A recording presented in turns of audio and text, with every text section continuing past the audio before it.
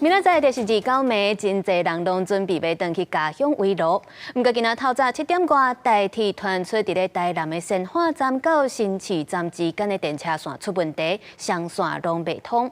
有心改造用巴士来接送，加载伫咧下晡1点钟就已经处理好势，恢复双线通行。另外，也因为台东发生地震，高雄车头往东部的车帮嘛拢有受到影响。 民众赶着大包小包行李排队等车，不过方向却是对新化车站内面排出来，因拢咧等客运转运车，因为本来要坐火车回去厝内，煞无车会当坐。小点大概在这边等了多久？半个多小时吧。他们说什么电线断掉，然后没有火车可以搭，完全不够啊！等个半个小时。他们说只有一台在跑而已啊。过年没司机啊，找不到司机。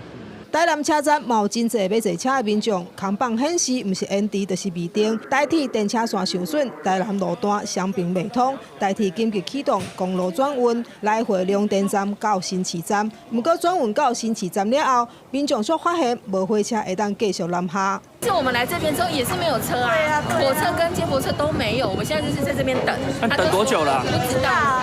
北上的行程嘛受到影响，大批的民众转去沙仑站改坐高铁北上。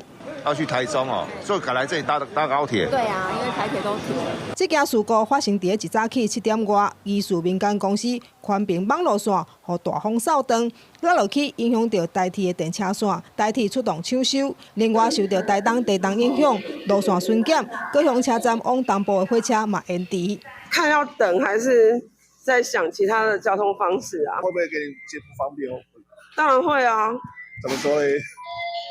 浪费时间啊！台铁继续抢修，提醒要坐车的民众出门之前，要先问过火车的运行状况。公司新闻综合报道。